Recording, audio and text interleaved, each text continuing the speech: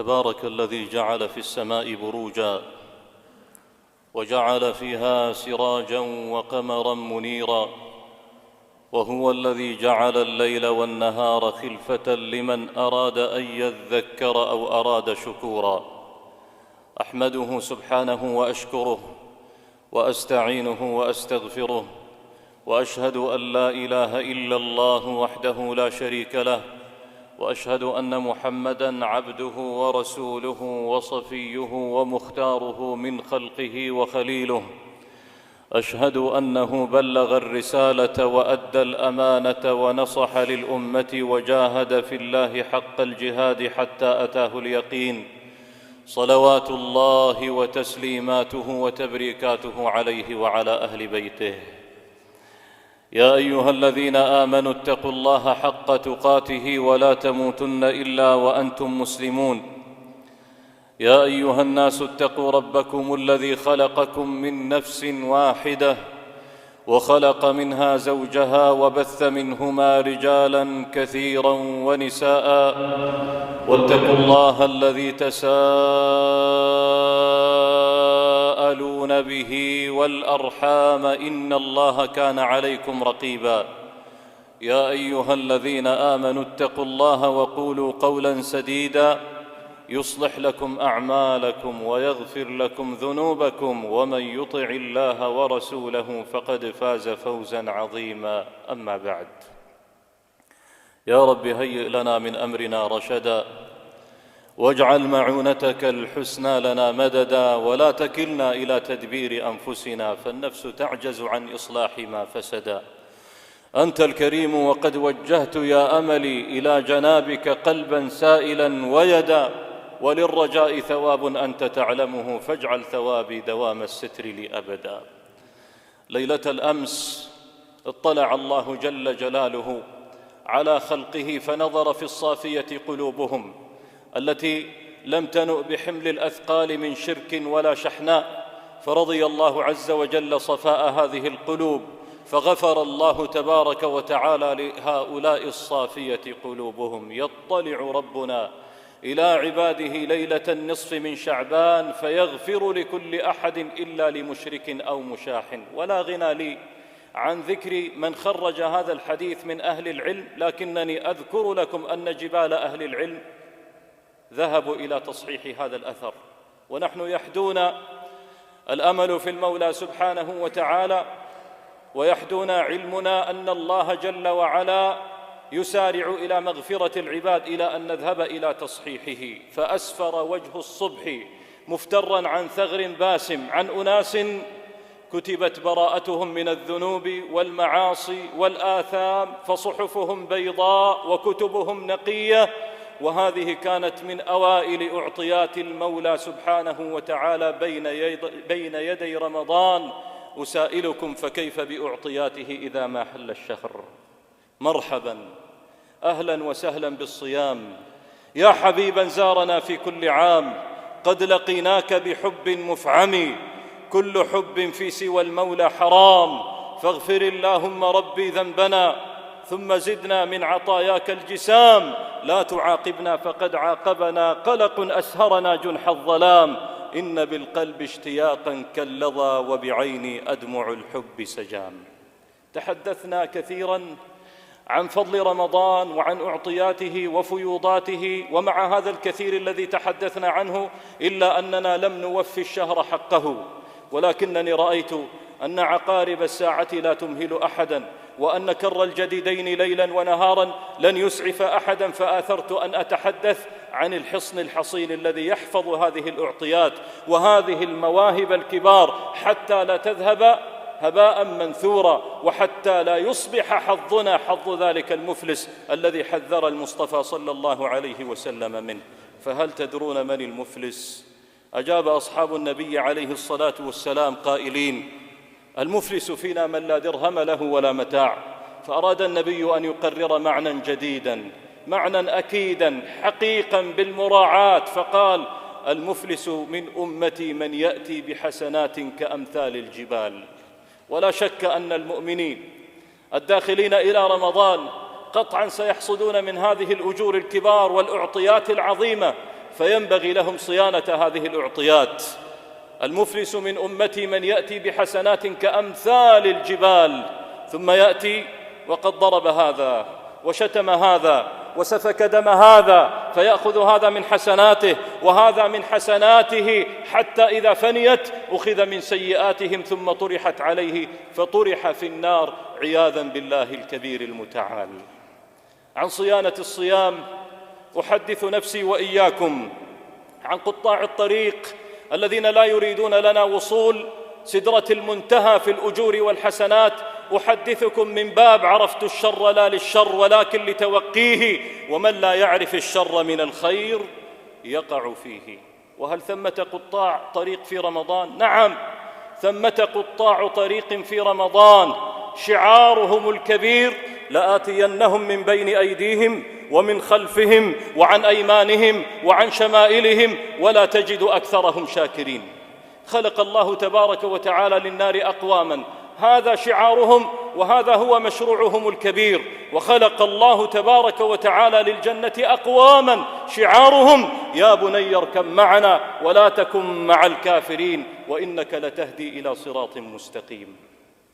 أحدث نفسي وإياك عن قطاع الطريق الذين حذرنا الله منهم قديما فقال: ولا تطع من أغفلنا قلبه عن ذكرنا واتبع هواه وكان أمره فرطا. وبعدا لهم وسحقا، لا زادهم الله عز وجل إلا بعدا، يريدون غير مراد الله تبارك وتعالى، والله يريد أن يتوب عليكم ويريد الذين يتبعون الشهوات أن تميلوا ميلا عظيما، يريد الله أن يخفف عنكم وخلق الإنسان ضعيفا.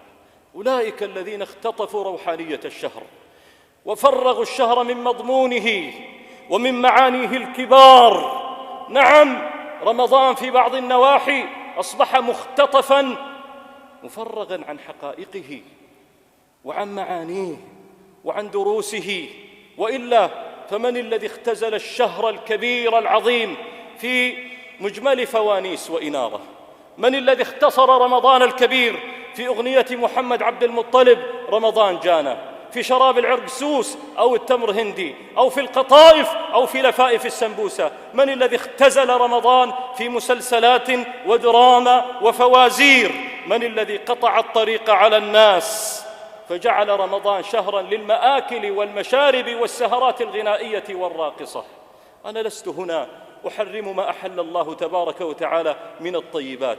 قل من حرم زينة الله التي أخرج لعباده والطيبات من الرزق؟ لا، لست كذلك، ولكنني هنا أنأى بك أن يتحول الفرع إلى أصل، وأن ينوب الظل مناب الأصل، وأقرر إعادة البوصلة إلى مكانها الصحيح، وأن الله تبارك وتعالى أراد من هذا الموسم أن يكون شكرانا وغفرانا، وأن يكون مدرسة للتقوى. يا أيها الذين آمنوا كتب عليكم الصيام كما كتب على الذين من قبلكم لعلكم تتقون، لتحققوا هذه الغاية الكبرى التي أوصى الله بها الأنبياء ودل عليها الأولياء: ولقد وصينا الذين أوتوا الكتاب من قبلكم وإياكم أن اتقوا الله.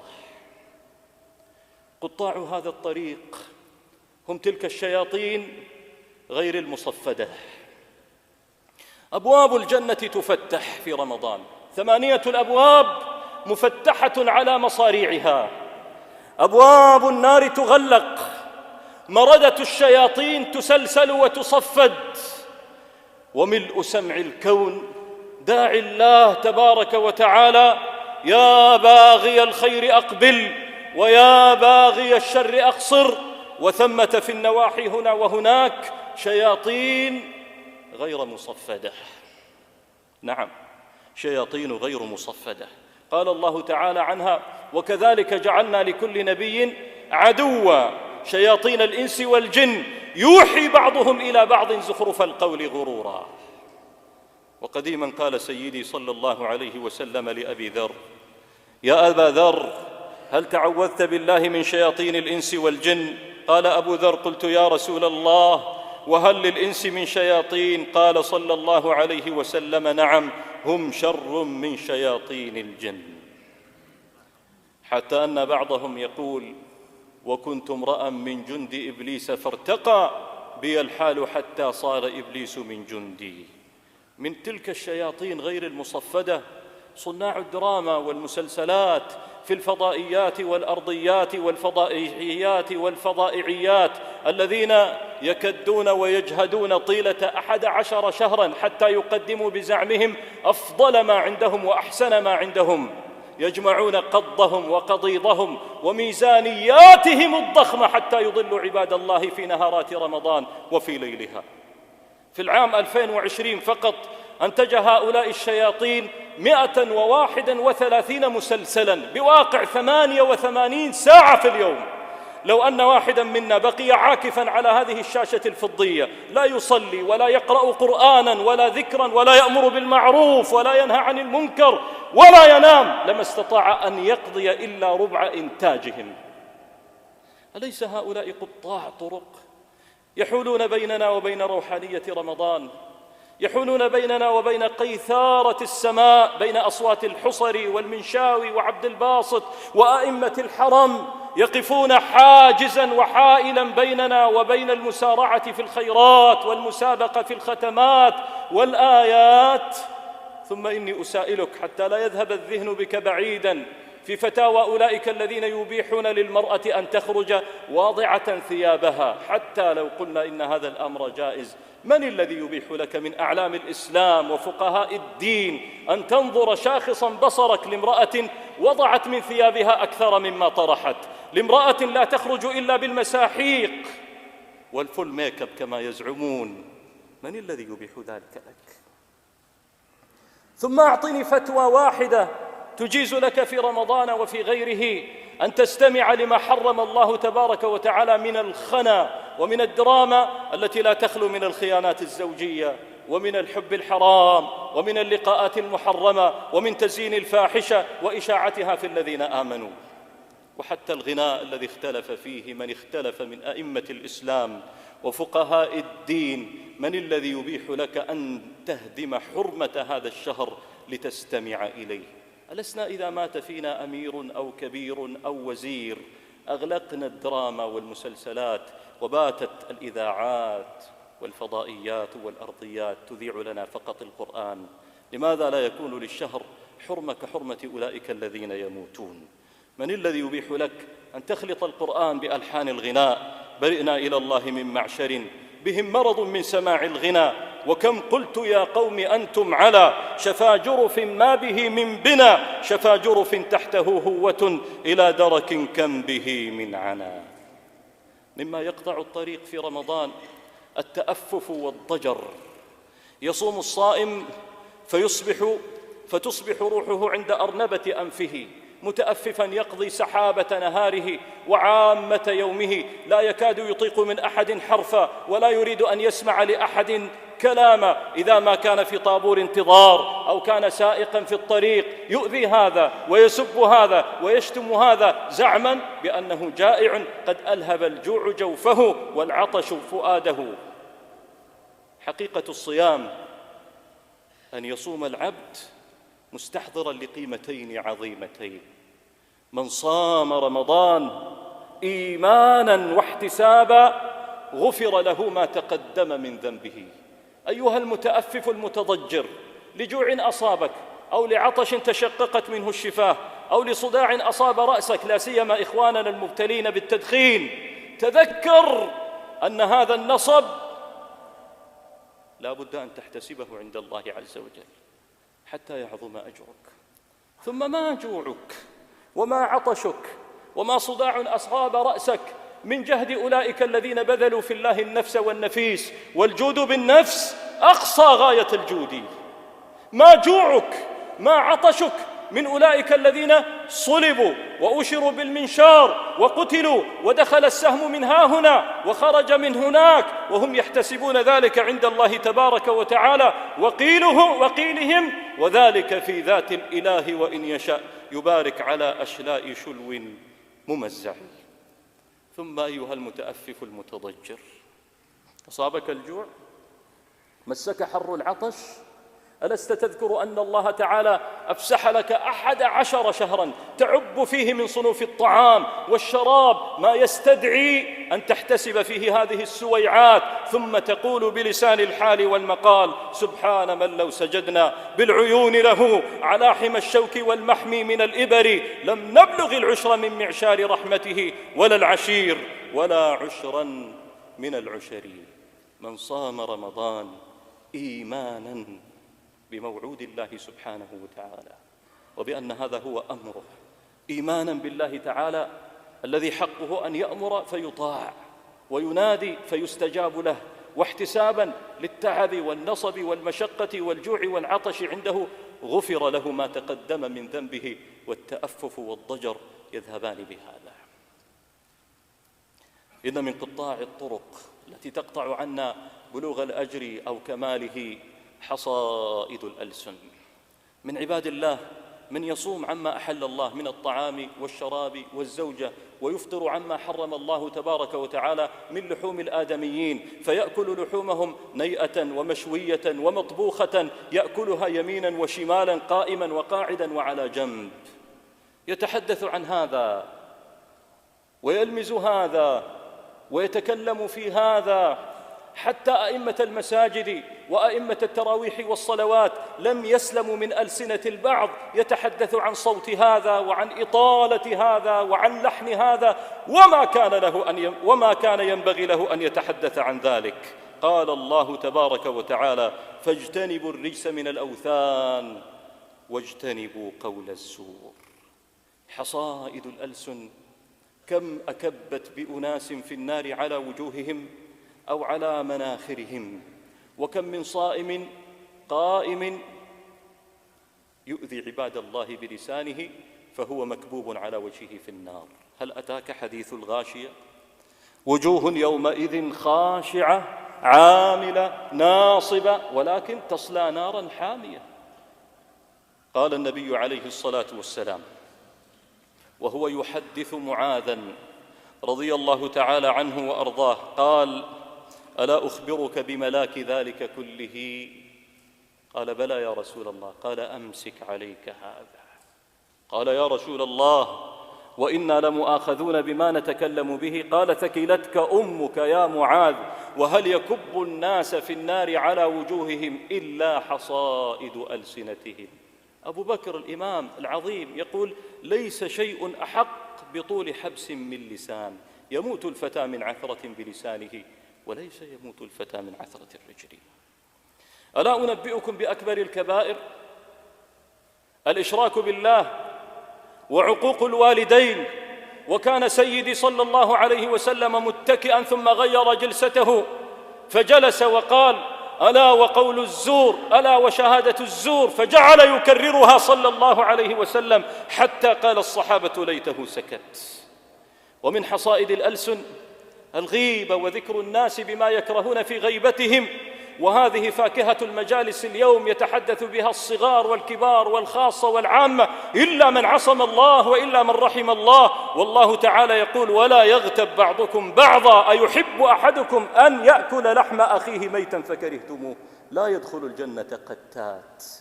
مجتمعات الفاسدة هي التي تنتقل فيها الغيبة والنميمة والقيل والقال، والشجعان من الرجال هم الذين يواجهون إذا ما بلغتهم القالة ووصل إليهم الكلام. والله تبارك وتعالى قد عقد لنا الترياق ووصف لنا الدواء فقال: جاءكم فاسق بنبأ فتبينوا أن تصيبوا قوما بجهالة. وجعلت لنا قصة حاضرة كان حقها أن تطوى لأنها وقعت لأخيار الناس، ومع ذلك بقيت قرآنا يتلى في المحاريب وفي المنابر والبيوت حتى يتعظ الناس. لولا إذ سمعتموه ظن المؤمنون والمؤمنات بأنفسهم خيرا. لا ينبغي إشاعة القالة حتى لو وصلتك ممن تعقد له عريض المقالات من التزكيات. لا ينبغي لك أن تشيع القالة السيئة بين المسلمين، وإنما تكتمها عندك وتذب عن أعراض المسلمين حتى يذب الله تبارك وتعالى عن عرضك. من لم يدع قول الزور والعمل به فليس لله حاجة في أن يدع طعامه وشرابه. كم من صائم ليس حظه من الصيام إلا الجوع والعطش، يخرج خالي الوفاط رغم أنفه رغم أنفه رغم أنفه. قال الصحابة: من يا رسول الله؟ وقد قطع تلك الهيبة والجلال إذ يصعد سيدي صلى الله عليه وسلم درجات المنبر والصحابة كأن على رؤوسهم الطير، لم يكن الواحد منهم يجرؤ أن ينبس ببنت شفة، فضلا أن يملأ عينه من رسول الله، وفي مقام الجلال والمهابة والصمت الرهيب يقطع هذا الصمت تأمينات النبي صلى الله عليه وسلم: آمين آمين آمين. قالوا: يا رسول الله، رأيناك قلت آمين آنفا، ما هي يا رسول الله؟ قال: أتاني جبريل فقال: رغم أنفه من أدرك رمضان ولم يغفر له. صورة عجيبة لا يكاد يقبلها العقل. أشبه هذه الصورة برجل تلقيه مكتوفا في اليم ثم يخرج غير مبتل. هل يتصور إنسان أن يحل هذا الشهر على امرئ مسلم يصوم ويقوم مع الناس ويقرأ القرآن ثم يخرج خالي الوفاض، لا حسنة تنمى ولا درجة ترفع؟ نعوذ بالله من رغام الأنف، نعوذ بالله من الخسران. بارك الله لي ولكم في القرآن العظيم، ونفعني وإياكم بما فيه من الآيات والمواعظ والذكر الحكيم. أقول ما تسمعون وأستغفر الله لي ولكم من كل ذنب فاستغفروه، قد أفلح المستغفرون.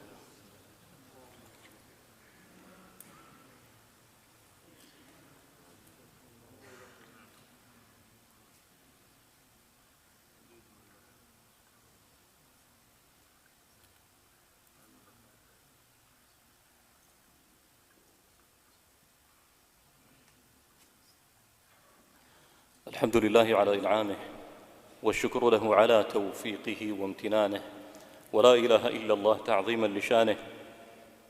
وصلى الله وسلم وبارك على خير خلقه محمد وعلى آله وصحابته وإخوانه. اللهم صل عليه ما حي الحيا أرضا وما شهقت بتسليم فم.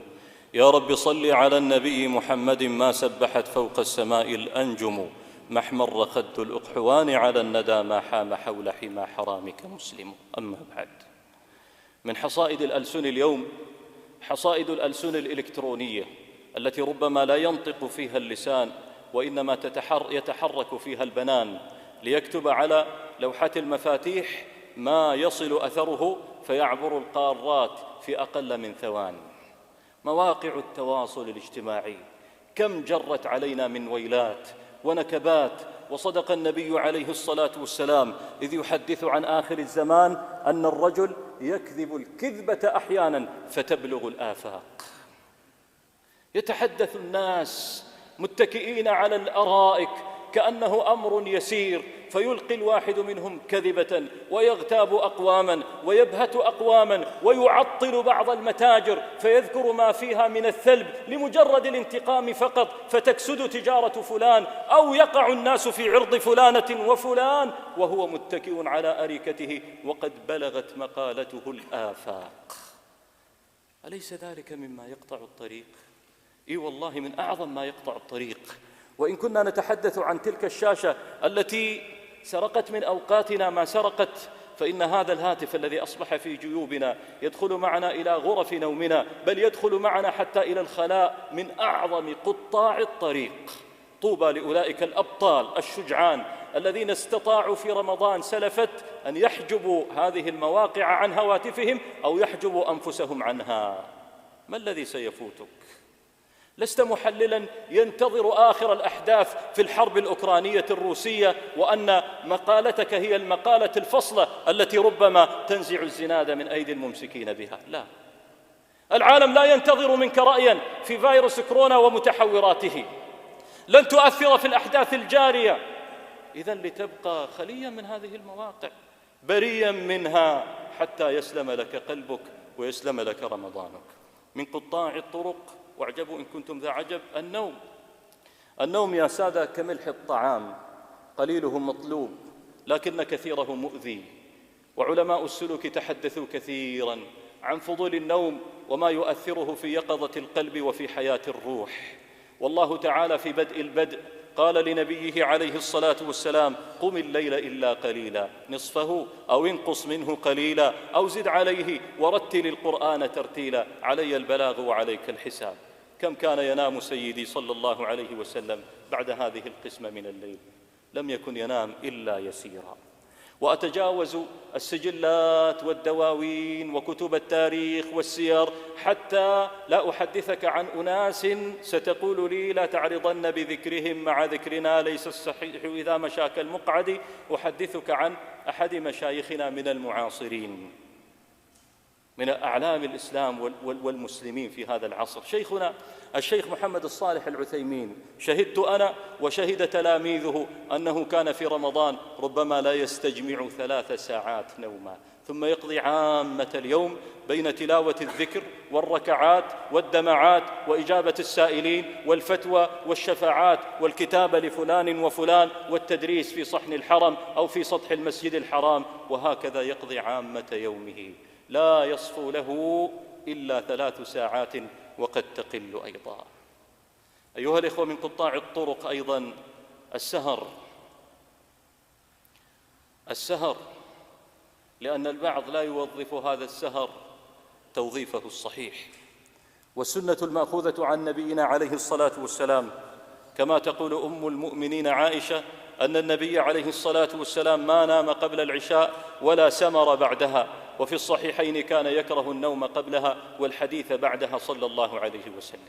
الحديث في المباحات مما أجازه أهل العلم، وقد حفظوا لرسول الله صلى الله عليه وسلم واقعة أو 2 يحادث أهله بعد العشاء، لكن السمت الدائم للنبي عليه الصلاة والسلام أنه لم يكن ينام قبل العشاء ولم يكن يسهر صلى الله عليه وسلم، وإنما ينام أول الليل ليتقوى عن القيام في وسطه وفي آخره صلى الله عليه وآله وسلم.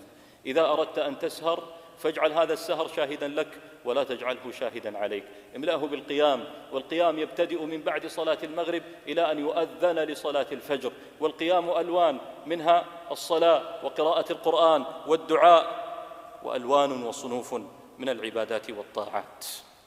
من قطاع الطرق تلك الفنادق التي تعلن لنا عن الإفطار الغنائي والسحور الراقص.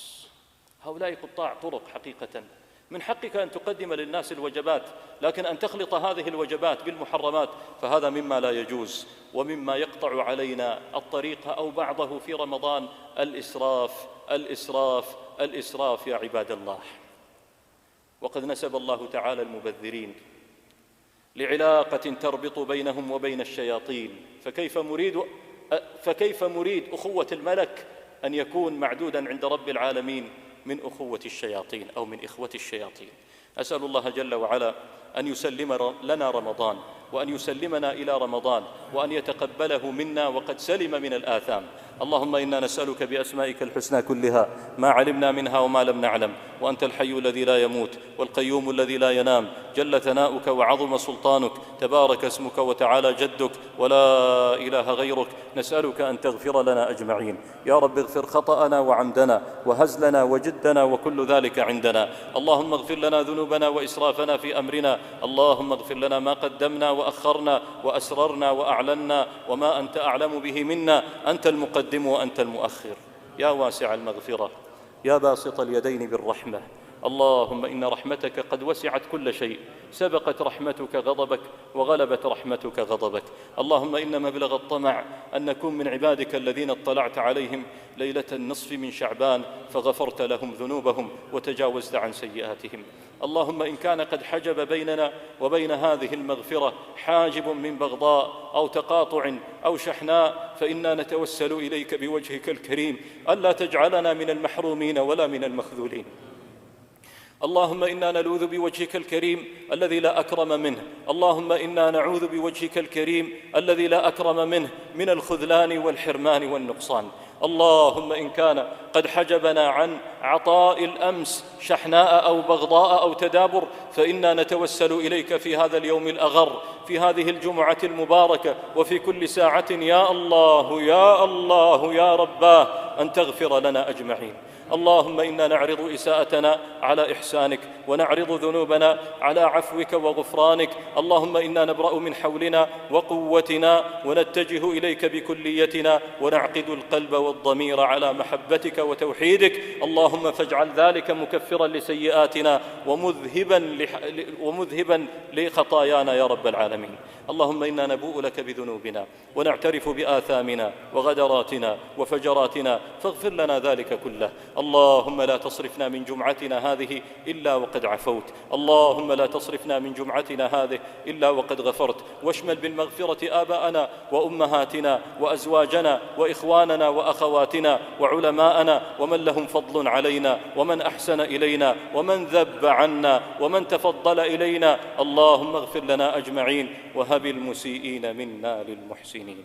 يا ربنا يا إلهنا ومولانا، أسألك باسمك الأعظم ووجهك الأكرم وبأحب أسمائك إليك وأسرعها إجابة لديك أن تدخلنا الجنة وأن تنجينا من النار. اللهم اجعلنا ممن زحزح عن النار وأدخل الجنة، ومبلغ الطمع يا رب أن ترتقي بنا في درجات الجنة حتى تجعلنا مع السابقين الأولين من المهاجرين والأنصار، مع النبيين والصديقين والشهداء والصالحين، وحسن أولئك رفيقا. في مقام الاعتراف يا رب ليس عندنا من الصالحات ما يؤهلنا لذلك، ولا عندنا من القربات ما يطمعنا في ذلك، لكن عرفتنا بنفسك وأنك أنت أكرم الأكرمين، فطمعنا في جودك وطمعنا في نوالك، فبلغنا يا حي يا قيوم، وليس ذلك عزيزا عليك. اللهم أبرم لأمة الإسلام أمرا رشدا يعز فيه أهل الطاعة ويتاب فيه على أهل المعصية. اللهم جنب أمة خليلك ونبيك صلى الله عليه وسلم الحروب والفتن والقلاقل والزلازل والمحن والإحن ما ظهر منها وما بطن. يا ربنا وإلهنا اضرب الظالمين بالظالمين وأخرج أمة نبيك، أخرجنا من بينهم سالمين. اللهم إنا نسألك أن تبرم لنا أمرا رشدا يعز فيه أهل الطاعة ويتاب فيه على أهل المعصية، يؤمر فيه بالمعروف وينهى فيه عن المنكر يا رب العالمين. إلهنا ومولانا وخالقنا بلغنا رمضان يا رب، بلغنا رمضان يا رب، بلغنا رمضان. وإن حال الأجل بيننا وبين رمضان اللهم فأشركنا في صيام الصائمين وقيام القائمين وتلاوة التالين يا رب العالمين.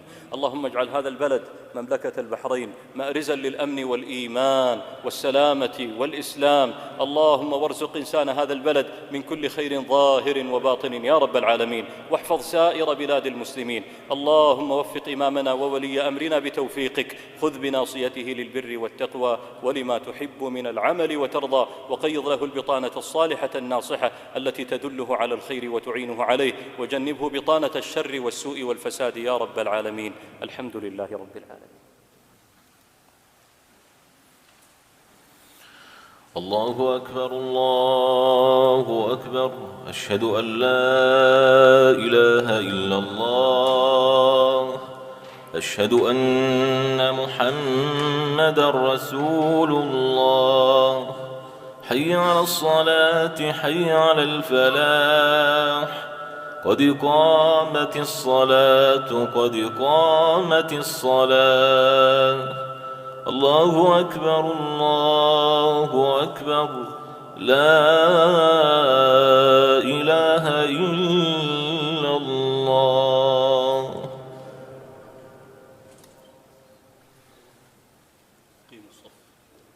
أقيموا الصف واعتدلوا سدوا الخلل. قيموا الصف واعتدلوا سدوا الخلل.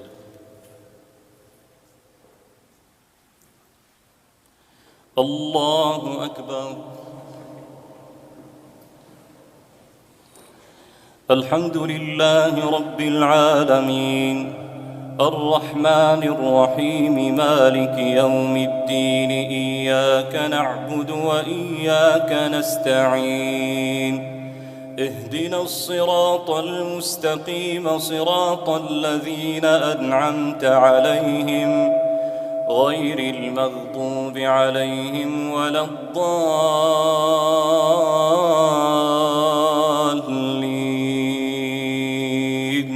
آمين.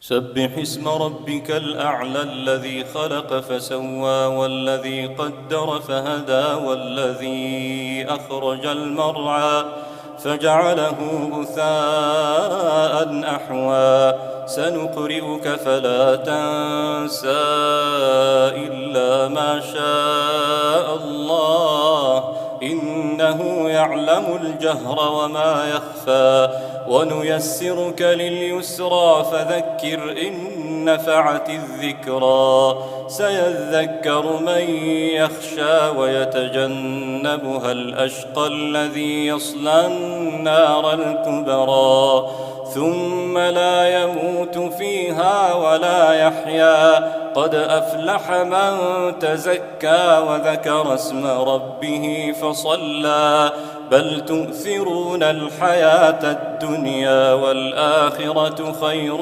وأبقى إن هذا لفي الصحف الأولى صحف إبراهيم وموسى. الله أكبر.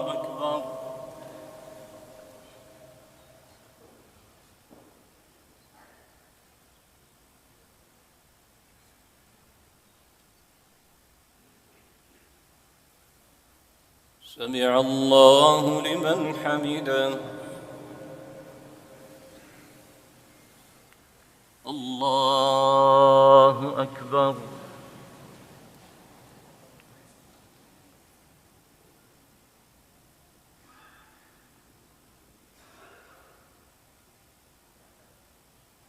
الله أكبر.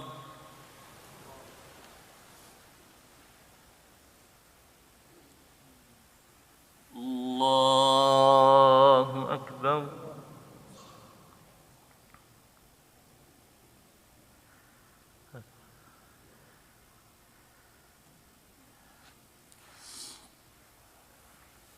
الله أكبر.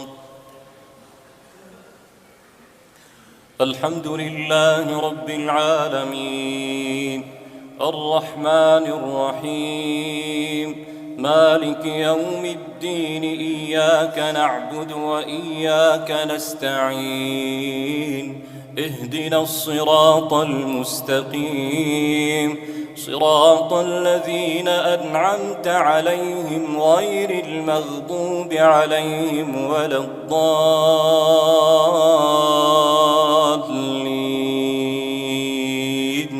آمين.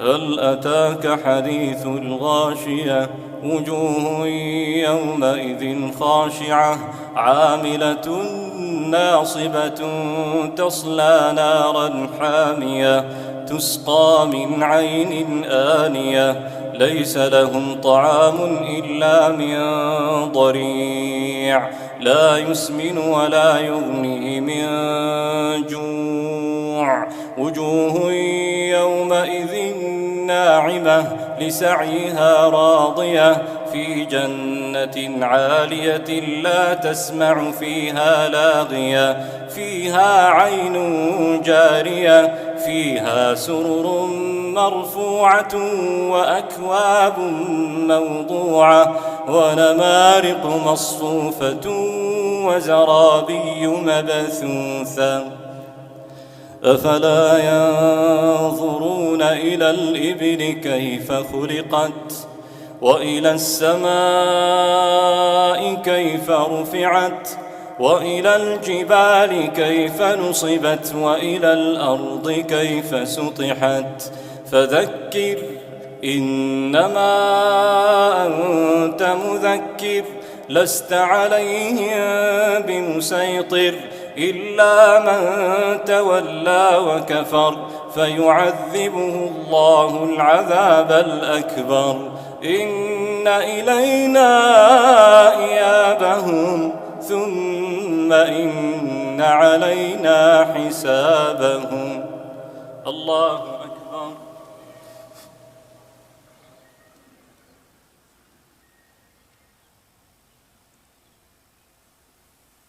سمع الله لمن حمده. الله أكبر.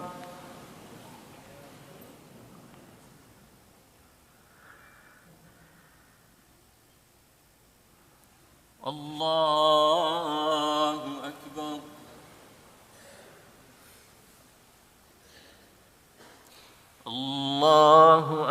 أكبر.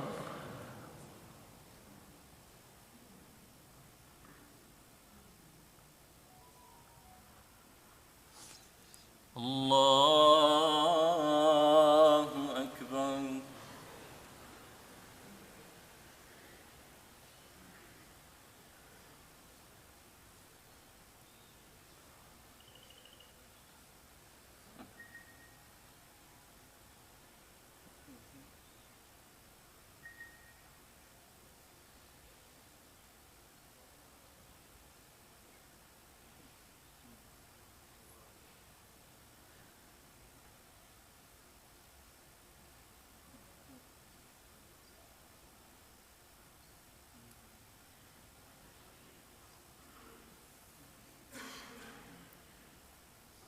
السلام عليكم ورحمة الله. السلام عليكم ورحمة الله. استغفر الله استغفر الله استغفر الله. اللهم أنت السلام. لا إله إلا الله. لا إله إلا الله.